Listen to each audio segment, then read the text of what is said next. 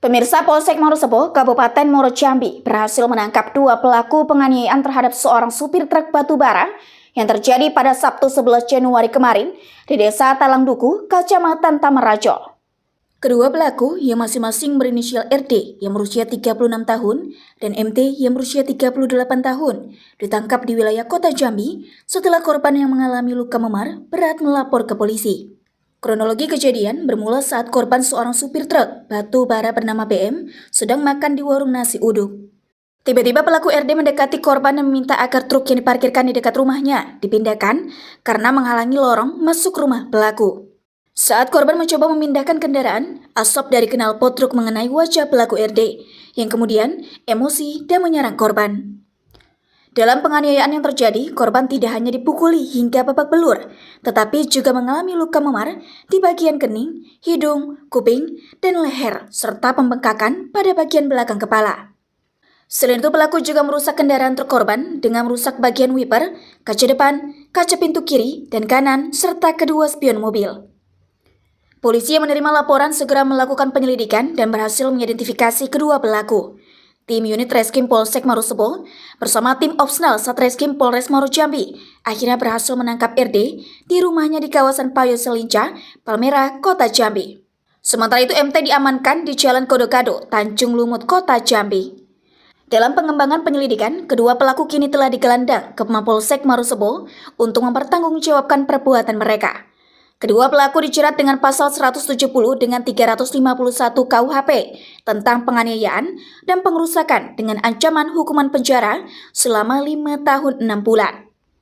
Kapolsek Morosebo, Ibtu Jeffrey Simamora, mengungkapkan bahwa latar belakang peristiwa tersebut adalah rasa sakit hati yang dirasakan oleh pelaku RD terhadap korban setelah insiden asap mobil yang mengenai wajahnya. Kejadian ini membuktikan bahwa emosi sesaat bisa berujung pada tindakan kekerasan dan kerusakan yang merugikan banyak pihak. Saat ini kedua pelaku masih mendekam di sel tahanan Polsek Morosebo untuk menjalani proses hukum lebih lanjut. Pada hari Sabtu tanggal 11 Januari 2025 sekira pukul 1 berawal dari korban sedang makan di mana mobil korban itu menghalangi satu lorong, dan lorong itu lorong masuk tersangka yang berinisial R. Namun inisial R tersangka menyuruh mobil itu dipindahkan, dan korban memindahkan mobil dump truck yang bermuatan batu bara.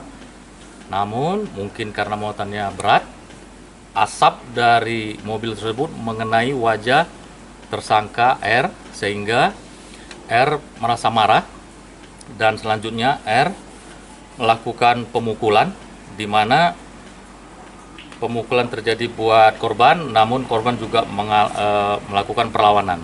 Namun mereka selesai, dan selanjutnya korban memindahkan mobil dan berangkat menuju suatu perusahaan batubara di Talangduku.